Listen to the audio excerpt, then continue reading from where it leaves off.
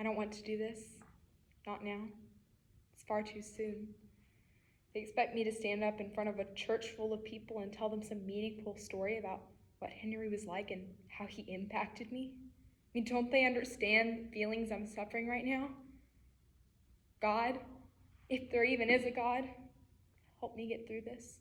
If anyone can even hear me from up there, help me get through this without internally killing myself.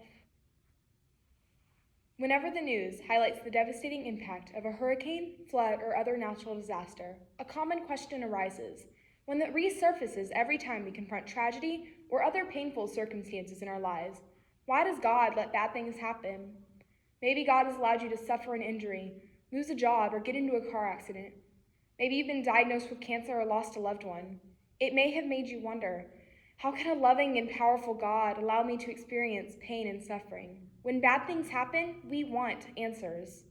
In God, If You're Really Out There, by Cynthia Riebesell, we see Alana struggle with this very question of, why does God let bad things happen? Hi, I'm Alana, Henry's wife. Henry and I were together since junior year of high school. He was on the debate team and I was on the school newspaper.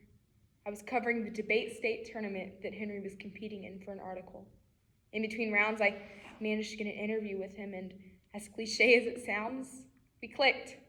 As we got to know each other, we learned that our interests were on completely different levels.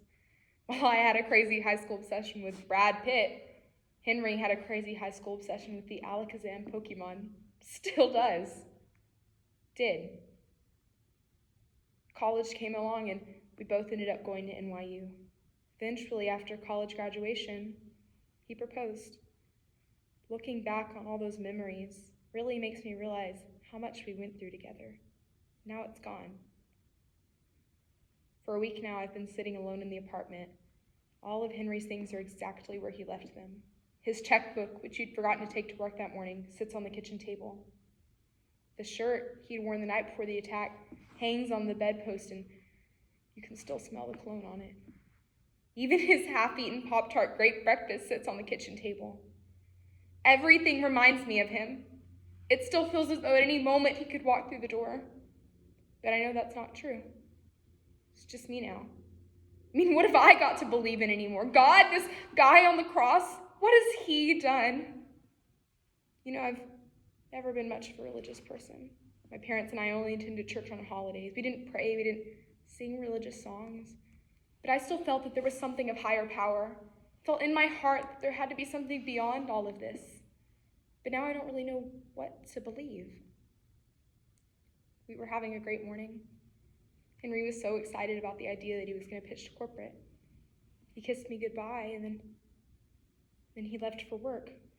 If only I had known that that would be the last time I'd ever see him, ever feel him, ever hear him.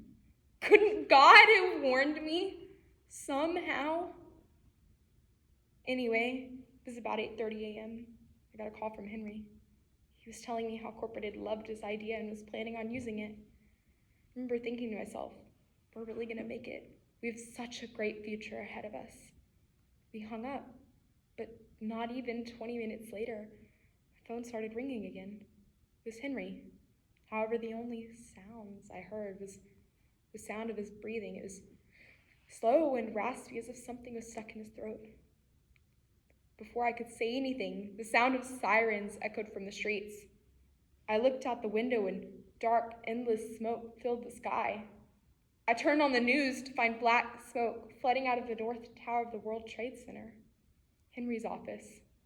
I begged him to tell me if he was all right. I begged him, but when he finally spoke, he said, "Alana, I love you." Before I could respond, the line was cut, leaving me with the dial tone. I looked at the TV and I saw the tower slowly begin to fall.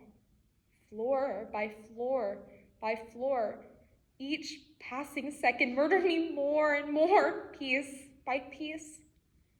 How could someone so marvelous be killed by something so dreadful? On the internet, I've read stories about how God delayed people from being to work on time that day, resulting in their lives being spared. Like, for example, this one lady's alarm clock didn't go off, so she didn't make it to work on time. For another man, it was his day to bring donuts, But I guess he got to eat them all by himself. For another man, he got a blister on his way to work, so he stopped at the drugstore for a Band-Aid. I mean, if these stories really are God's doing, then he saved about 30,000 people from being to work on time, resulting in their lives being spared. Why wasn't Henry one of those 30,000 people? Where was God for Henry? You know, if Henry were here, he'd probably scold me for only worrying about him. He was a sweetheart. Knowing him, he'd probably want me to be happy that those people are even alive at all. But that's how he thinks, not me. I mean, don't get me wrong, I am happy that those people are still alive, but Henry's not alive. God, if you really are out there, you owe me a favor. I mean, don't I deserve that much? Just tell Henry one thing for me. I love you too.